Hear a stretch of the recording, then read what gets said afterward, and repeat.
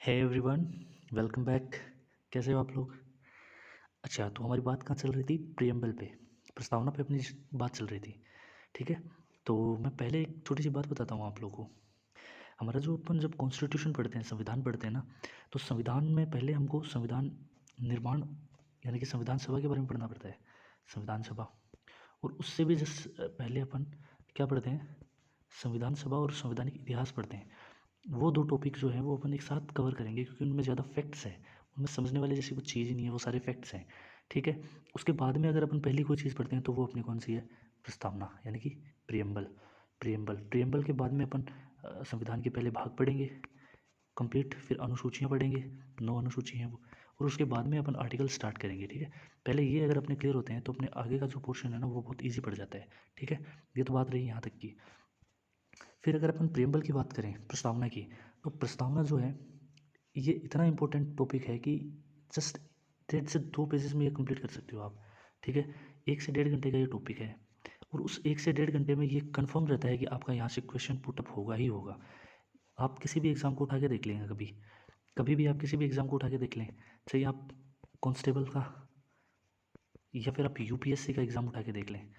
मैंने सबसे एक इजी एग्ज़ाम जिसको कहा जाता है, या लोवेस्ट एग्ज़ाम से लेके अपर लेवल का जो एग्ज़ाम है ना, वहाँ पर भी अपने प्रियम्बल का क्वेश्चन आता ही आता है। ठीक है, तो 1 से 1.5 घंटे का टॉपिक है, और इतना टफ भी नहीं है। थोड़े उसमें फैक्ट याद करने पड़ते हैं, और अपने को प्रियम्बल शब्दशः याद होने चाहिए। अपने को जो प्रस्तावना है वो शब्दशः याद होनी चाहिए। तब अपना यहाँ से जो एक क्वेश्चन, मिनिमम एक क्वेश्चन आता है, मैक्सिमम कितने भी आ सकते हैं, लेकिन मिनिमम जो एक क्वेश्चन आएगा वो अपना बिल्कुल भी गलत नहीं होगा। और मैंने यहाँ पे जितने भी फैक्ट्स कलेक्ट करे हैं, जहाँ पे जितनी बुक्स मैंने पढ़ी है या जहाँ से मैंने पढ़ा है, मैंने सारे फैक्ट्स एक ही वीडियो में कवर करने की कोशिश की है। आप पूरा ज़रूर देखना इसको। मैंने मेरी तरफ से सारे फैक्ट क्लियर किए हैं, और प्रस्तावना से संबंधित मेरे ख्याल में क्वेश्चन यहाँ से बाहर नहीं जाना चाहिए। तो आगे देखते हैं, अपन सारे एस्पेक्ट कवर करते हैं इसके। ओके, चलिए शुरू करते हैं। पहले अपन थोड़ा सा रिवीजन कर लेते हैं। अपन ने कल कुछ डेट्स के बारे में पढ़ा था। अपन ने 5 डेट्स मेंशन की थी, उन डेट्स को अपन ने पढ़ा था। हमने भारतीय संविधान की कुछ प्रमुख तिथियां पढ़ी थी। पहले प्रस्तावना में अपन ने क्या पढ़ा था कि प्रस्तावना जो है उसको पहले उद्देश्य प्रस्ताव के तौर पर किसने पेश किया था? पंडित जवाहरलाल नेहरू ने। पंडित जवाहरलाल नेहरू ने इसको उद्देश्य प्रस्ताव के तौर पे पेश किया। ओके, उद्देश्य प्रस्ताव के तौर पे पेश किया। उस उद्देश्य प्रस्ताव को कब पेश किया गया? 13 दिसंबर 1946 को पंडित जवाहरलाल नेहरू ने किया, संविधान सभा के समक्ष किया। लेकिन सबसे इंपॉर्टेंट जो चीज़ है यहाँ पे वो ये है, क्या है कि 5वीं बैठक थी तत्कालीन समय में, जब वो पारित किया गया था, जब वो पेश किया गया था 13 दिसंबर 1946 को, वो 5वीं बैठक थी। ठीक है, ओके, आगे बढ़ते हैं। फिर अपन ने 5 डेट्स मेंशन की थी। ठीक है, फिर अपन ने क्या की थी? 5 डेट्स मेंशन की थी। उन डेट्स में पहली जो डेट थी वो 13 दिसंबर की थी। मैंने आपको पहले भी बताया था 13 दिसंबर की डेट, जब संविधान की जो प्रस्तावना है या उद्देश्य प्रस्ताव है, उस उद्देश्य प्रस्ताव को संविधान सभा के समक्ष रखा गया, और संविधान सभा ने उसको पारित कब किया? उसको पारित 22 जनवरी को किया। 22 जनवरी को उसको क्या कर दिया? पारित। और 17 अक्टूबर 1949 को इसको स्वीकार कर लिया गया कि यही हमारा आगे चल के क्या बनेगी? भारतीय संविधान की प्रस्तावना बनेगी। आंशिक रूप से लागू 26 नवंबर को हो गया, और पूर्ण रूप से लागू 26 जनवरी 1950 को हो गया। ये अपन को डेट्स याद रखनी है। ओके, अब आगे बढ़ते हैं अपन। आज अपन बात करेंगे वो कथन, कुछ इंपॉर्टेंट 7-8 कथन हैं जो हमें याद रहने चाहिए। तो यूजुअली यहाँ से क्वेश्चन पूछ लिया जाता है, और ऐसा क्वेश्चन है जिसको अपन अगर कुछ शब्द याद कर लेना तो अपने सॉरी, सारे कथन याद हो जाते हैं। अपन को पूरी लाइन पढ़ने की ज़रूरत नहीं है, अपन को कुछ शब्द हैं जो उनको याद रखना है, और उससे रिलेटेड जो व्यक्तित्व है उसको याद रखना है, अपना ये क्वेश्चन सही हो जाएगा। तो मैंने क्या किया है कि जो उनके कीवर्ड्स हैं ना, उनको कलेक्ट किया है उस व्यक्तित्व के साथ में जिसने ये कथन कहा है। ठीक है, तो सबसे पहले अपन जेबी कृपलानी की बात करते हैं। जेबी कृपलानी आपको पता है संविधान सभा के सदस्य रहे हुए हैं, और कुछ गाइड्स में तो इनको झंडा समिति का अध्यक्ष बताया गया, जो कि पूर्णतः गलत है। ठीक है, चलिए उसको छोड़िए, वो खैर दूसरी बात है। इन्होंने क्या कहा है संविधान की प्रस्तावना को? इन्होंने गहन सिद्धांत कहा है। क्या कहा है? गहन सिद्धांत। जेबी कृपलानी ने प्रस्तावना को गहन सिद्धांत कहा है। पंडित गोविंद दास ने आदिवाक्य या आधारशिला कहा है। किसको? प्रस्तावना को आदिवाक्य या आधारशिला कहा है। गोडगिल ने क्या कहा है? प्राचीन नाटक नंदी कहा है। गोडगिल ने क्या कहा है? प्राचीन नाटक नंदी। नाटक नंदी से गोडगिल आप कनेक्ट करिए। पंडित गोविंद दास से आप आदिवाक्य या आधारशिला कनेक्ट कीजिए। जेबी कृपलानी से आप गहन सिद्धांत को कनेक्ट कीजिए। और हंसा मेहता जो है, हंसा मेहता, वो प्राचीन प्रतिष्ठा। हंसा मेहता से आप कनेक्ट कीजिए प्राचीन प्रतिष्ठा। अर्नेस्ट बार्कर का तो मैंने आपको 4-5 बार जिक्र किया हुआ है। अर्नेस्ट बार्कर ने की नोट कहा है प्रस्तावना को। क्या कहा है? की नोट। की नोट बोले तो कुंजी कहा है। ओके, आगे बात करते हैं अपन। अर्नेस्ट वारकर फिर से आगे, अर्नेस्ट वारकर ने क्या कहा है, की नोट कहा है। केएम मुंशी ने क्या कहा है, जन्म कुंडली। केएम मुंशी ने प्रस्तावना को संविधान की जन्म कुंडली कहा है। ये तीनों इंपॉर्टेंट है। यहाँ पे जो तीनों आएंगे ना, ये कथन, ये तीनों मोस्ट इंपॉर्टेंट कथन है। एक तो केएम मुंशी ने इसको क्या कहा है, जन्म कुंडली। परिचय पत्र किसने कहा है, नाना पालकीवाला ने। और आत्मा, कुंजी और आभूषण किसने कहा है, कुंजी अर्नेस्ट वारकर ने भी कहा है, लेकिन उन्होंने इंग्लिश में की नोट कहा है, ठीक है। और यहाँ पे जो ठाकुरदास भार्गव, उन्होंने आत्मा कहा है, उन्होंने सार कहा है और उन्होंने आभूषण कहा है, ठीक है। तो ये भी अपन को याद रखना है कि ये जो तीनों परिभाषाएं हैं, ये जो तीनों वक्तव्य हैं, ये किनके हैं और क्या है उनके वक्तव्य, वो हमें याद रखना है। परिचय पत्र किसने कहा, तो परिचय पत्र किसने कहा, नाना पालकीवाला ने। नाना पालकीवाला ने परिचय पत्र कहा, ठीक है। नाना पालकीवाला ने परिचय पत्र कहा। और अपने ठाकुरदास भार्गव ने क्या कहा, कुंजी, आभूषण और आत्मा और सार। केएम मुंशी ने जन्म कुंडली कहा, नाना पालकीवाला ने परिचय पत्र कहा, अर्नेस्ट वारकर ने कुंजी कहा, की नोट कहा, ठीक है। और पंडित जो गोविंद दास थे, उन्होंने क्या कहा था, उन्होंने कहा था आधारशिला, ठीक है। उन्होंने क्या कहा था, आधारशिला या आदिवाक्य कहा था। उसके अलावा अपने जो गोडगिल साहब है, उन्होंने क्या कहा था, अपने जो गोडगिल साहब है, उन्होंने क्या कहा था, उन्होंने कहा था प्राचीन नाटक नंदी कहा था। हंसा मेहता ने प्रतिष्ठा, यानी कि प्राचीन प्रतिष्ठा कहा था। जेबी कृपलानी ने क्या था, गहन सिद्धांत कहा था। जेबी कृपलानी ने क्या कहा था, गहन सिद्धांत कहा था। ओके, अब कुछ तथ्यों की बात करते हैं अपन। कुछ ऐसे तथ्य हैं जो बहुत कम देखने को मिलते हैं बुक्स में। प्रस्तावना का जो उर्दू अनुवाद है वो किसने कहा है, किसने किया था, मोहनलाल सक्सेना ने। मोहनलाल सक्सेना ने प्रस्तावना का उर्दू अनुवाद किया। कैसा अनुवाद, उर्दू अनुवाद। 42वें संविधान संशोधन 1976 लिखाया जाता है, लेकिन ये हुआ कब था लागू, 1970 में लागू हुआ था, ठीक है। 1970 में जब ये लागू हुआ, तब इसमें समाजवादी, पंथ निरपेक्ष और अखंडता, ये तीन शब्द जोड़े गए। समाजवादी, पंथ निरपेक्ष और अखंडता। इस संविधान में, इस संविधान की जो प्रस्तावना है, उसमें एकमात्र संशोधन हुआ है अब तक, एकमात्र संशोधन हुआ है अब तक। और उसके तहत तीन शब्द जोड़े गए। कौन से, समाजवादी, पंथ निरपेक्षता और अखंडता, ठीक है। ये तीन शब्द जोड़े गए। ये एक बहुत अच्छा फैक्ट है, मुझे बहुत अच्छा लगा ये फैक्ट, मुझे बहुत कम लोगों को ये पता है फैक्ट। आपको याद रखना है क्या, कि जो प्रस्तावना है उसमें जो लिबर्टी शब्द कहा गया है, लिबर्टी बोले तो स्वतंत्रता, प्रस्तावना में स्वतंत्रता को लिबर्टी कहा गया है। क्या कहा गया है, लिबर्टी। लेकिन वहीं अपन मूल करते हुए फंडामेंटल राइट्स में जब बात करते हैं तो उसको फ्रीडम कहा गया है। क्या कहा गया है, फ्रीडम। ये बहुत इंपॉर्टेंट चीज़ है। कभी कभी आजकल क्या शब्दों का खेल खेल रहे हैं, बेरेक्ट से एज इट इज़ लैंग्वेज उठा रहे हैं, बेरेक्ट से। तो वहाँ पर अगर अपन देखें तो स्वतंत्रता के लिए जो प्रस्तावना में शब्द है वो लिबर्टी है। क्या है, लिबर्टी। लेकिन अगर मूल कर्तव्य हो या फिर अपन देखें मूल अधिकार, ये गलत है यहाँ पे, ये मूल अधिकार होगा। मूल अधिकारों में अगर अपन देखें तो मूल अधिकार में जो है, मूल अधिकारों में इसके लिए कौन सा शब्द लिया गया है, फ्रीडम। फ्रीडम आर्टिकल 19 आपको पता हो, जिसमें अपन बात करते हैं स्वतंत्रताओं का उल्लेख है, ठीक है। 7 स्वतंत्रता थी, जिनमें से एक को 44वें संविधान संशोधन द्वारा हटा दिया गया, ठीक है। और फिर 6 स्वतंत्रताएं वर्तमान में अपने मौलिक अधिकारों में है, ठीक है। और उस मूल अधिकारों में फ्रीडम शब्द यूज़ किया गया स्वतंत्रता के लिए। वहीं प्रस्तावना में कौन सा शब्द यूज़ किया गया है, लिबर्टी, ठीक है। ये आपको इंपॉर्टेंट तरीके से याद रखना है, बहुत अच्छी चीज़ है ये। ओके, इसी में जब अपन बात करते हैं तो ये प्रस्तावना कहाँ से ली गई है, प्रस्तावना ली कहाँ से गई है, तो प्रस्तावना जो है वो यूएसए से ली गई है। कहाँ से ली गई है, यूएसए से। इसकी भाषा कहाँ से ली गई है, ऑस्ट्रेलिया से। लेकिन आपसे पूछ ले कि हम भारत के लोग, ये कहाँ से लिया गया है, तो ये आयरलैंड से लिया गया। आपको पता है आयरिश क्रांति हुई थी, आयरिश क्रांति, उस आयरिश क्रांति से प्रभावित होकर ये शब्द लिया गया। उन्हीं के आयरिश आयरिश जो संविधान है, उस आयरिश संविधान के अंदर हम we the people of Ireland, we the people of Ireland, ये शब्द है। और ये शब्द है भारतीय संविधान की प्रस्तावना में लिया गया है, we the people of India, हम भारत के लोग। कहाँ से लिया गया है, आयरलैंड से। तो ये कुछ फैक्ट थे, और भी है, आगे बात करते हैं अपन फैक्ट्स की। ओके, चलिए आगे बात करते हैं। हाँ, ये कुछ लोग वो महान हस्तियाँ हैं जिन्होंने कुछ शब्द जोड़ने की बात कही थी प्रस्तावना में। जैसे पंडित नेहरू ने क्या कहा था कि प्रस्तावना में जो है वो काम शब्द जोड़ो आप। काम बोले तो work, work, opportunity to work, यानी कि इम्पोर्टेंट। उन्होंने कहा था कि काम शब्द को जोड़ें। किसने कहा था, पंडित नेहरू ने ये कहा था कि संविधान की प्रस्तावना में आप क्या जोड़ें, काम शब्द को जोड़ें। ब्रिजेश्वर प्रसाद, ब्रिजेश्वर प्रसाद ने पंथ निरपेक्षता, अनिवार्य शिक्षा, सैन्य शिक्षा और चिकित्सा सहायता की बात की। इन शब्दों को भी आप प्रस्तावना में अनिवार्य रूप से जोड़ें। एक ये इंपॉर्टेंट है शिबन लाल सक्सेना, इन्होंने ये कहा था कि आप महात्मा गांधी शब्द को जोड़ें। किसको जोड़ें, महात्मा गांधी शब्द को प्रस्तावना में जोड़ें। और एक एच वी कामत है जिन्होंने ईश्वर शब्द कहा था। ये दो मोस्ट इंपॉर्टेंट हैं। तो महात्मा गांधी, शिबन लाल सक्सेना ने कहा, और एच वी कामत ने कहा कि आप ईश्वर शब्द को प्रस्तावना में जोड़ें। रोहिणी कुमार ने कहा कि आप देवी शब्द को जोड़ें। ओके, लेकिन वहीं अगर अपन बात करें हसरत मोहानी, तो हसरत मोहानी कहते हैं कि समाजवाद और संघात्मक शब्द जो है इन दोनों को आप प्रस्तावना में जगह दें।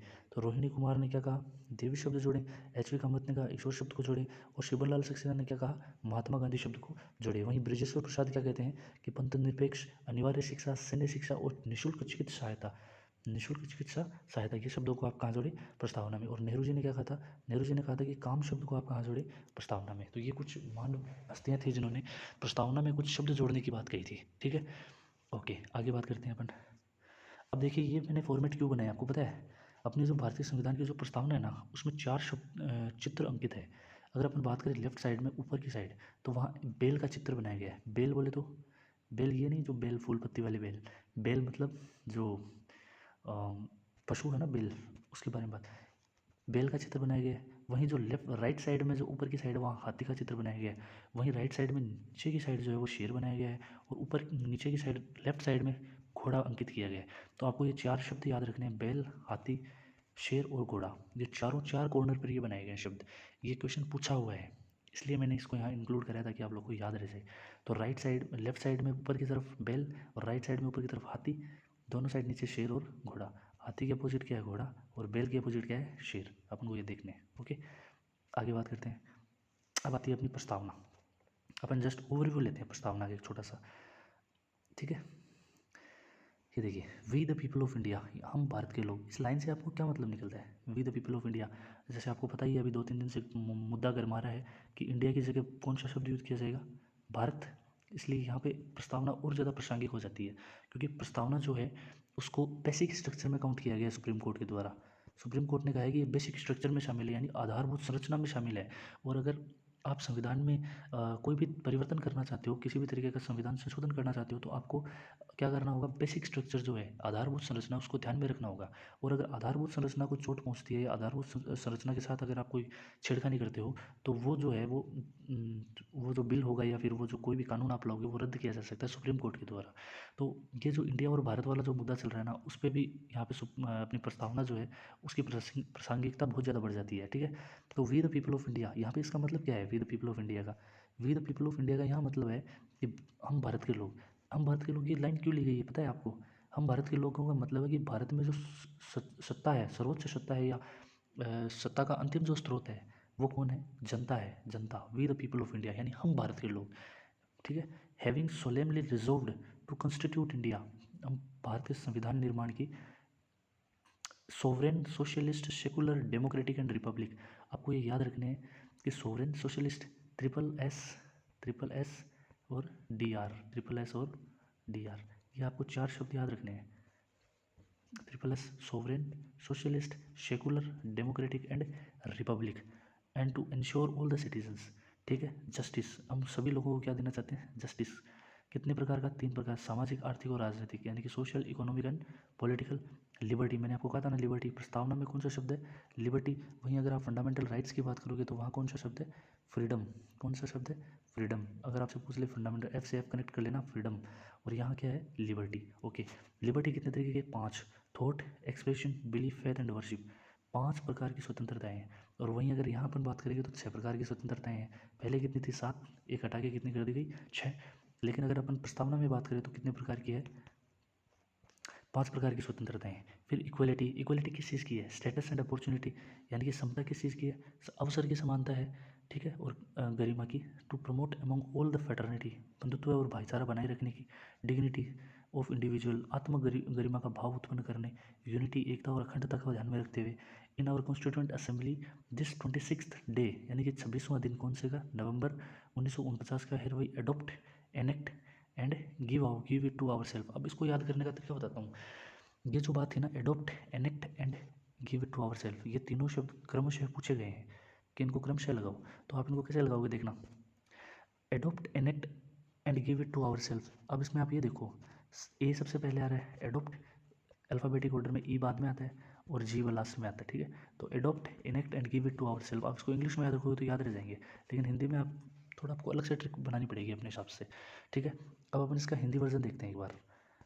इसके हिंदी वर्जन में क्या है, ये देखिए, भारत की उद्देशिका, भारत की उद्देशिका, हम भारत के लोग, भारत को, किसको, भारत को संपूर्ण प्रभुत्व संपन्न, संपूर्ण प्रभुत्व संपन्न, यानी कि सोवरेन प्रभुत्व संपन्न यानी सोवरेन, समाजवादी यानी सोशलिस्ट, पंथनिरपेक्ष यानी सेकुलर, डेमोक्रेटिक यानी लोकतांत्रिक और रिपब्लिक यानी गणराज्य। तो अपन को क्या याद रखना है, triple S D R secular socialist and sovereign sovereign socialist and secular, फिर डेमोक्रेटिक एंड रिपब्लिक। अपन को ये चीज़ें याद रखनी है। ये अगर 5 वर्ड आपको याद है तो आपकी पहली ये 2-3 लाइनें ये तो कवर हो गई। हम भारत के लोग भारत को क्या करना चाहते हैं, SSDR करना चाहते हैं, यानी हम भारत के लोग we the people of India solemnly reserve India to socialist sovereign and secular, democratic and republic, इन 5 तत्वों में बांटना चाहते हैं। उसके अलावा हम सभी नागरिकों को क्या करना चाहते हैं, न्याय देना चाहते हैं, यानी जस्टिस। अब आप इनको याद रखना, जलेबी मैं आपको बताता हूँ, JL लिबर्टी, JL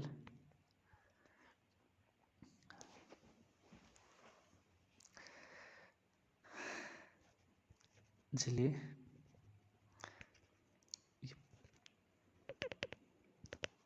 ठीक है, ये आप याद रखना जलेबी। ये मैंने जलेबी क्यों याद कराया, SSDR के बाद में आपको जलेबी करना है याद।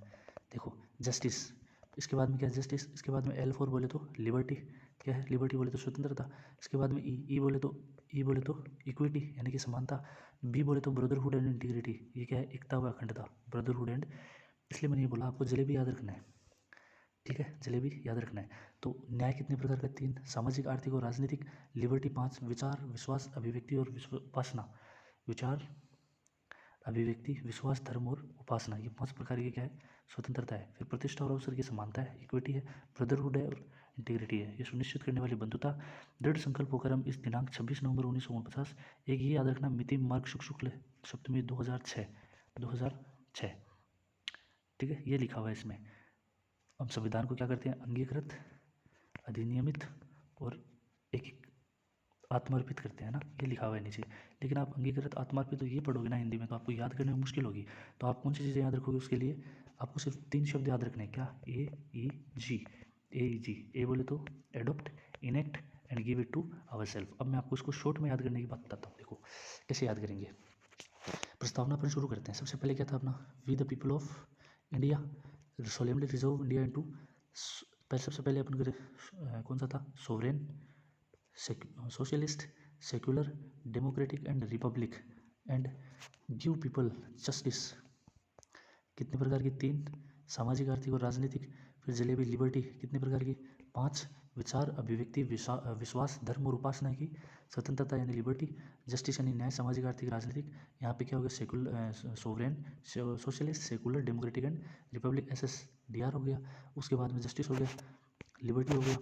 अब जलेबी ई बोले तो इक्विटी किसकी, 2 प्रकार की, समता किस प्रकार की दे रहे हैं, 2 प्रकार की, कौन सी, अवसर हुआ प्रतिष्ठा की, समानता। फिर अपन दे रहे हैं जले बी आई ब्रदरहुड एंड इंटीग्रिटी, 26 नवंबर 1949 को हम क्या कर रहे हैं, इसका AEG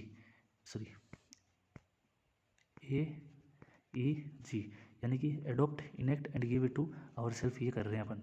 और उस दिन मिति मार्गशीर्ष शुक्ल सप्तमी, मिति मार्ग शुक्ल सप्तमी। ठीक है, फिर से एक बार देखते हैं अपन। तो अपन ने क्या बात की थी, we the people of India से स्टार्ट करेंगे अपन, we the people of India, SSDR यानी कि sovereign socialist secular democratic republic. फिर उसके बाद में अपन जलेबी की बात करेंगे, JLE एंड आई, जलेबी यानी कि जस्टिस 3 प्रकार का, लिबर्टी 5 प्रकार की, इक्विटी 2 प्रकार की। ठीक है, इक्विटी कितने प्रकार की, 2 प्रकार की, और ब्रदरहुड और इंटीग्रिटी। और 26 नवंबर 1949 को अपन क्या कर रहे हैं, 1949 को अपन क्या कर रहे हैं भाई, अपन AEG कर रहे हैं, AE और G कर रहे हैं।